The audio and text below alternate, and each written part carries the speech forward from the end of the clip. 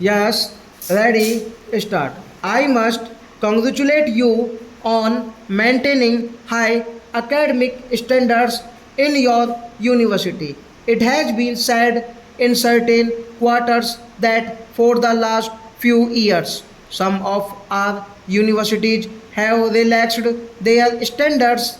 I cannot say how far it would be correct to say so, but if there is that much truth in it, this trend is to be deplored and discouraged because universities must always look ahead and after imparting education must of necessity be upright, even strict in the matter of conferring degrees, distinctions, or honors.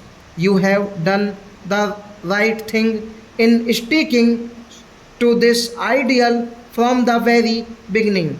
I am one with you that in order to be fully useful to the pupil for whom a university serves, it ought to be a teaching body.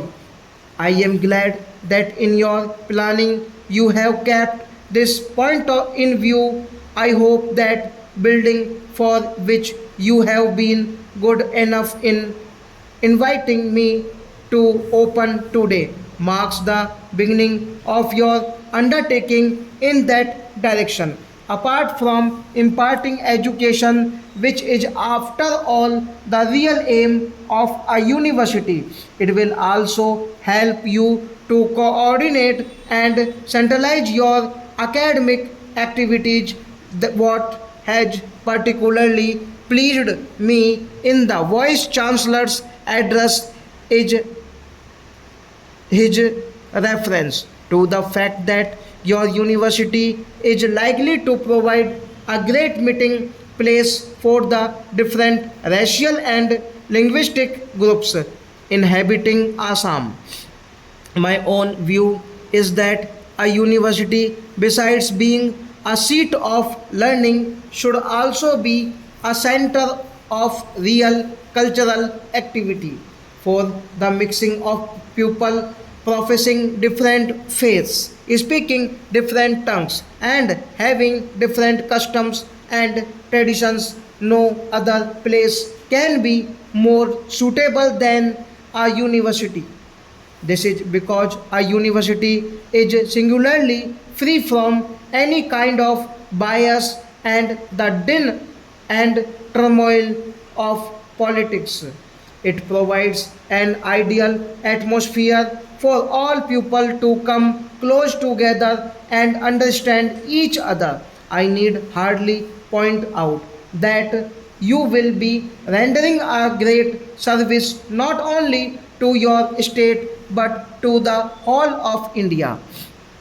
If you keep this objective before you, you will have rendered to a great service to the nation if by sticking to your resolve you succeed in bringing all these groups together by providing them equal opportunities, thereby promoting mutual understanding and the good of all. I am thankful to the Vice Chancellor for having invited me to open this building and for giving me an opportunity to address you today.